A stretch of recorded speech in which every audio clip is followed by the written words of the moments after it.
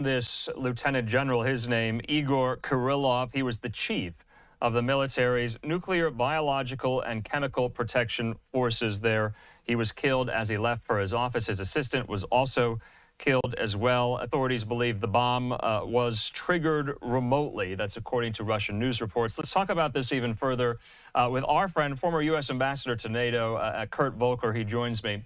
And Kurt, good to see you here. I have to ask you about this because it is quite brazen and it is quite staggering here. Does it undercut Ukraine's moral authority? And were you surprised that the SBU, that's kind of like the Ukraine's FBI or CIA, they took responsibility for this so soon afterward? No, I don't think it undercuts their moral credibility at all. I mean, here's a guy who is looked into for war crimes by the international community, certainly accused of that by Ukraine and having used or directed the use of chemical weapons in Ukraine multiple occasions. This type of targeted assassination looks very reminiscent of the sort of thing that Israel would do, as they did with bombing that Hamas leader or that Hezbollah leader in Lebanon or in Tehran. They're very good, the Israelis, at going in targeted ways against the people that are responsible. And so I think that's what we see Ukraine doing, and I think that's why they took credit for it, because they want to let the world know and they want to let Moscow know they can do this. I see. So maybe Ukraine taking a page out of Israel's playbook here. But Ukraine did open an investigation into this lieutenant general just a day prior. Was that a pretense then, if they took him out the next day? And what do you think Putin is thinking? What's Putin going to do about this? Yeah, well, first off, I think that this is a warning. They did this and then they acted quickly. And I think that is meant to be a signal to others in Russia's military chain of command or anyone who is waging this war against Ukraine that we can go after you. So I think it was deliberately done as a psychological part of the operation to say, we're going to identify you and then we're going to get you. So that was the first part there. As far as Putin's reaction or Russia's reaction, Russia is bombing Ukrainian cities, civilian infrastructure, energy grid every single night. Last week, there was a night where they had 200 drones and missiles fired at Ukrainian cities. The air raids went on pretty much throughout the entire night. And this is what Russia does every day. So I don't think that Putin will stop. And at the same time, I think he's already doing what he's capable of. So I'm not expecting to see any kind of major step change as a result of this, just a continuation of Russia's war. So, Ambassador, we're coming up on the 3-year mark since this war began. We're on the precipice of a new presidential administration. Donald Trump will be back in office. How are you feeling about the trajectory of this war? Donald Trump spoke at length about it yesterday at his press conference there at Mar-a-Lago, and he was essentially saying a deal needs to be done, that you need to stop the war right now, freeze it in place. And so maybe we'll see kind of the contours or details of what that might look like in an incoming Trump-Vance administration here. Are you optimistic? Are you ambivalent? Are you pessimistic about where the war is going with the new administration? What are you feeling? Yeah, so I am cautiously optimistic. I think that where we were headed with the Biden-Harris administration was a slow death for Ukraine. Not enough support to make a difference. No clear objectives or goals as to what we're trying to do. Not enough pressure on Putin to make him actually decide that it's time to end the war. So we have a new chance with President Trump. I think that he has emphasized repeatedly the point, peace through strength.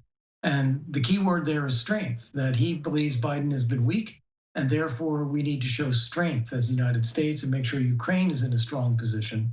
That is where I think he's going to put the pressure. Now, the one thing that I think is important to understand, though, is how does the world look at this? If Putin gets away with his aggression, takes a big chunk of Ukrainian territory, and then the U.S. steps in and tells Ukraine to stop fighting and that they'll never make it into NATO, and Putin gets to rearm and attack again, that is going to look like a win for Putin and a loss for Trump. And so I think that means that Trump will not want that to happen. I think he will want to make sure that not only does he end the fighting as quickly as possible, but he also makes sure this turns into a permanent peace. We have to pivot from just stopping the fighting and make sure this doesn't happen again. And that's going to require a lot of show of strength by the U.S., by NATO, and by Ukraine.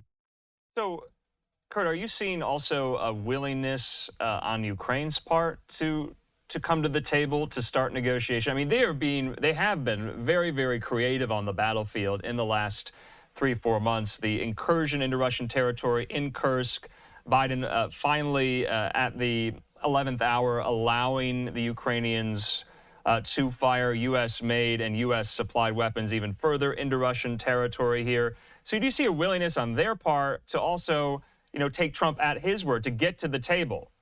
Yeah, I do. And in fact, you know that President Zelensky and President Trump have spoken about 4 times in the last 4 months, or maybe even 3 months.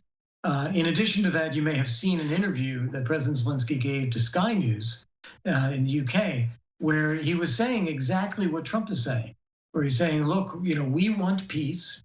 We are ready to negotiate. We're ready to sit down. It has to be a fair peace, but we're ready to do our part. And it was right after that that Trump tweeted out, Zelensky is ready to negotiate. What about Putin? And that, in fact, is the problem, that Russia wants to take over Ukraine, wants to defeat Ukraine. They're not ready to stop the war. Ukraine has indicated they're ready to stop where they are. They won't recognize Russia's gains, but they won't try to reverse them militarily if they get credible security guarantees for the future. And that, I think, is where Ukraine has positioned itself very much in line with what Trump is saying. And Putin is simply not there right now. Just lastly, Kurt, are you satisfied or are you confident? Because President-elect Trump has tapped some individuals who might be front and center for all of what we are discussing there at NATO. You know a lot about NATO. Acting Attorney General, or former Acting Attorney General Matthew Whitaker, to be the next ambassador there. And then Keith Kellogg will be a special envoy for Russia and Ukraine. Their role could be very outsized in all of this. Do you have faith in their efforts? Well, I do, but let's again start from the top. President Trump is going to be the decision maker here. He's going to call Putin, he's going to call Zelensky, and he's going to call the shots as to what he thinks should happen. And all of the others that you mentioned, Mark Whitaker or Keith Kellogg, they're going to be getting instructions from the president and doing their best to implement and deliver and report back.